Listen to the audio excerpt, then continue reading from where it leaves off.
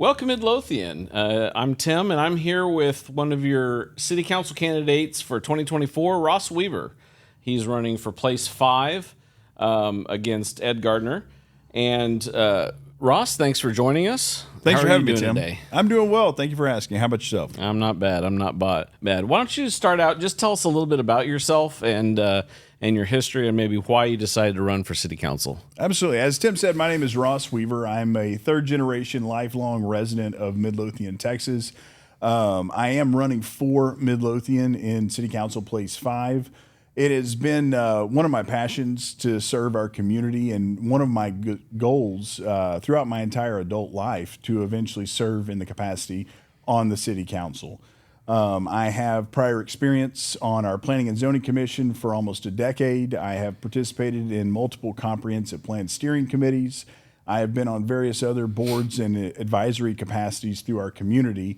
And my goal is to fight to continue to keep Midlothian as a place to call home, not just a place to live. There's plenty of places to live around the DFW Metroplex, but we want something here that has a unique identity and a special place, especially for those of us who grew up here. Great. So how long have you considered running for city council, and was there any particular thing that was a catalyst to trigger you to run at this time? I've been considering it probably off and on for a decade. I've got a senior at MHS who's about to graduate. I've got a sixth grader. So season of life wise, it really hasn't been the time until now to invest deeper in our community. And I believe that if you're going to do something, you're going to do it well. You have to be prepared to commit the time away from your family that it deserves to get the job done correctly. As far as a specific catalyst, I don't have an axe to grind, Tim. I'm for Midlothian. I'm not really against any specific issue, but I have noticed through my time on the Planning and Zoning Commission and other capacities that we tend to have overregulation in our community.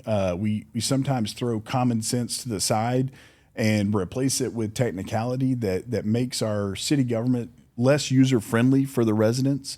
And I think that's an important component. I think we also need to find more ways to reduce the property tax burden on the individual residents of Midlothian in their homes.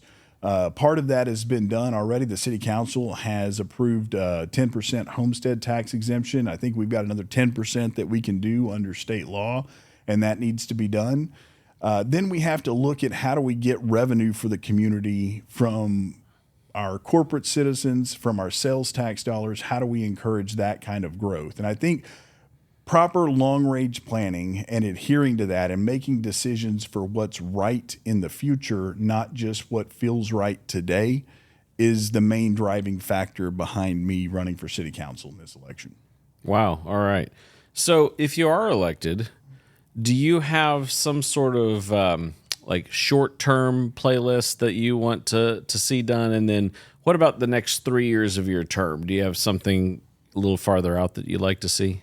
Absolutely. I mean, in the short term, we've got to continue to ease the tax burden on the homes of the residents of Midlothian. I think that's first and foremost. That's important. That's what's affecting our daily lives right now.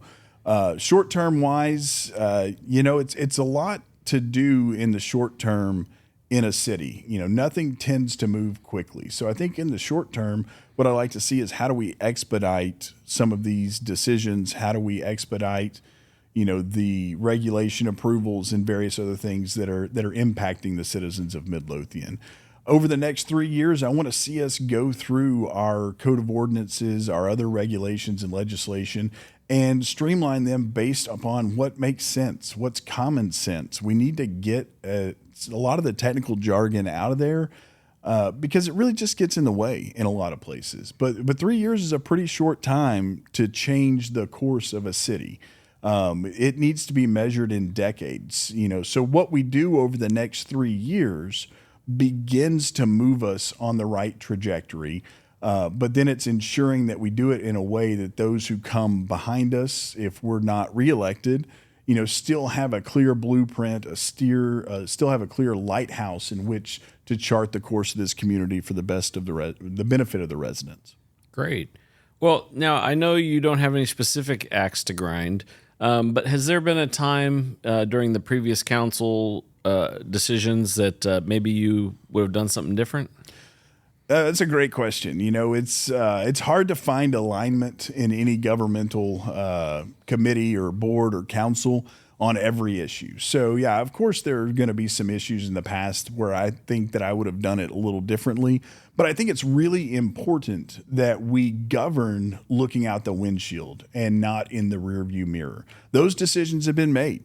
At this point, we can sit around and criticize them until the cows come home. But ultimately, what matters is the business of the people and what we do going forward to ensure that the future of Midlothian is bright and it's a place where our children want to raise their children. All right. Well, so future generations are certainly important, and in that light, just kind of what are your general thoughts on the growth of Midlothian? The growth of Midlothian is ongoing, right? Having graduated here in 1998, before there was a bypass, before there was a large majority of the residents who now call Midlothian home, the true small town face of Midlothian has changed. We are a suburban community, but the one thing that I think is of paramount importance is keeping that small town heart of Midlothian alive. And by that, I mean knowing your neighbors, having good public parks and facilities that encourage community and gathering and collaboration amongst the members of our community. We have a choice as residents if we want to just become another bedroom community of the Dallas-Fort Worth Metroplex, or if we want to keep that charm and unique character of Midlothian alive that brought so many of you here to become residents of this community. Wow, well said. All right, so just have a couple topics that maybe I could get your thoughts on, and you might have some pretty interesting thoughts just given your history on the P&Z. What do you think of the Weber development? Which one? The old one or the new one? The ongoing one, and not the Kroger shopping center, but the new shopping center coming in across the street from Walmart. Yeah, absolutely. I mean, nobody's ever going to be happy. Excuse me, let me rephrase that. Not everyone will be happy with any development. There will always be somebody who finds fault or feels like there was a better way to do it. But what we have to look at when we're planning our community and when we're looking at these kinds of developments is how does it enhance our community? What does it provide for the residents of Midlothian? Does it provide us a better opportunity to spend our hard-earned dollars and collect that sales tax revenue in Midlothian instead of Mansfield, Cedar Hill, or Waxahachie? I think that's a benefit for our community. Does it provide more property tax revenue for the community from sources other than our homes? Yeah, absolutely it does. We get into a lot of nuance in these developments with architectural styles and accoutrements and the themes and the colors, but ultimately at the end of the day, a lot of that becomes very subjective. Is it quality? Is it designed to incorporate in the fabric of our community?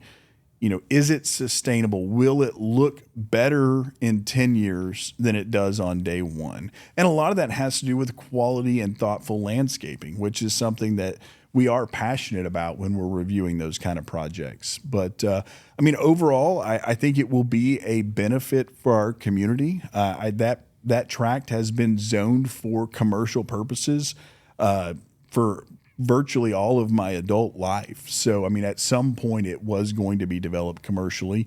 And we're at least getting to do it with a developer that we've seen their work. We've seen some things we liked and didn't like in that project, and we have an opportunity to fix them and make them better in the next project. Great. So, and this is maybe stepping on a little bit of toes here. So the downtown development, old downtown there, including the location of City Hall, it's been a heavily discussed topic about where the City Hall's going, parking, that sort of thing. Do you have any thoughts on that? Well, it's that conversation is done because the city hall's, it is where it's going to be at this point. Yeah, it should be done by October. I think that ship has sailed. So again, I'll use that windshield and rear view analogy on the location of City Hall. Parking downtown, if we want our downtown to be something vibrant, sustainable, unique, and continue that legacy of small town charm for Midlothian, we're going to have to find some parking solutions. That's going to be a huge concern. It already is, and it's going to get worse the more that those businesses grow and thrive in our downtown. So I think that's going to be something that I would expect will probably be put to an election in the next 3 to 5 years for a bond referendum to build some kind of parking structure facility in the downtown area. I mean, there's a good site for it where the old city hall is. It's already owned. There's room to expand that park and provide something there that would be an excellent catalyst, shielding the train tracks from downtown, that would provide for a lot of economic vibrancy in our downtown area. Very good, very good. Okay, and looking out that windshield to the future, what are your thoughts on the incoming hotel situation? Like, a lot of people don't know this. Some people do, and it's been kind of a topic of discussion. We have one big hotel, one little hotel as of right now, and there are several on their way in various stages of approval or even ready to break ground. There's one that's been approved directly behind the Waffle House. That will be, I believe, a Holiday Inn product that will have a Candlewood Suites component in it. Right. I would, call that mid-tier hotel that is not uncommon to see along the highways and byways of Texas as you travel, if you drive to various locations. But I think the concern moving forward has got to be quality over quantity, right? That gives us, we have an upper mid-tier product in the Marriott Courtyard facility. That would be typically considered a slight upgrade over kind of the Holiday Inn, Hampton Inn type products that you see along the roadways. But I think we have to look at any additional incoming hotel facilities as quality over quantity that provide an environment that encourages corporate travel, which helps us then create an atmosphere in Midlothian that entices, corporate headquarter relocation or regional office location here, plays on the strengths of our mobility with Highway 67 and 287 giving access to the entire Metroplex, with our regional airport on the other side of town. And we couple all that together, and it gives us the ability to get commercial development here that's not just big box stores and large industrial warehouses. But if we don't have the table set for those type of users, then we're never going to get them. So, hotels also provide a lot of occupancy tax and property tax revenue for the community. But again, I think from this point forward, we kind of have, like you said, a big one, a little one, and a middle one coming in. We've got to hold, true. Every hotel requires an SUP. Every project can be approved or disapproved uniquely on the merits of its own project. And we've got to hold the feet to the fire and demand quality over quantity, or we're going to look like just every other community along Highway 287 or 67 throughout the state of Texas. All right. Well, Ross, thank you so much for taking the time. As we wrap up here, I wanted to give you the opportunity to speak directly to the citizens and let them know anything that you'd like to say to them. So please feel free. Thanks, Tim. I appreciate your time. I appreciate the opportunity to do this, what you guys are doing to bring the voices of candidates to the community is exceptional and much needed, because it's very hard in our local elections to truly get to touch and get to speak with every resident of the city of Midlothian. So as Tim said before, my name is Ross Weaver. I am running for City Council, Place 5 in Midlothian. It's been my honor to serve my hometown in various capacities throughout my entire adult life, and I look forward to continuing that service into the future. I am a third-generation resident. I have resided in Midlothian before it was big, while it was medium, and in the current environment we're in now. I'm raising 2 kids here along with my lovely wife, Heather.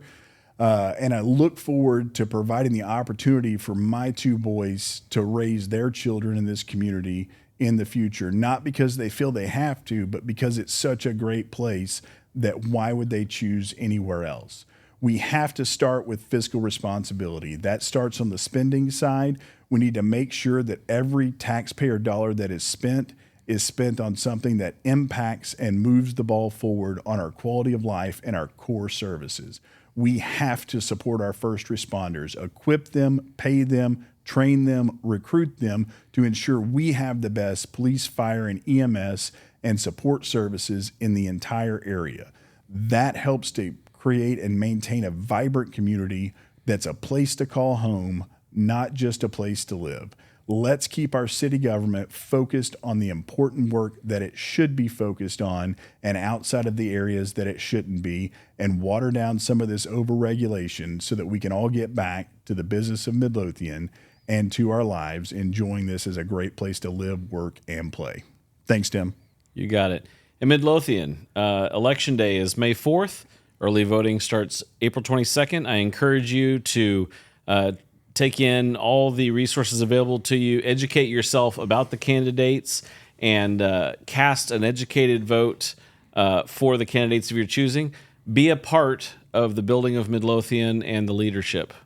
Stay classy.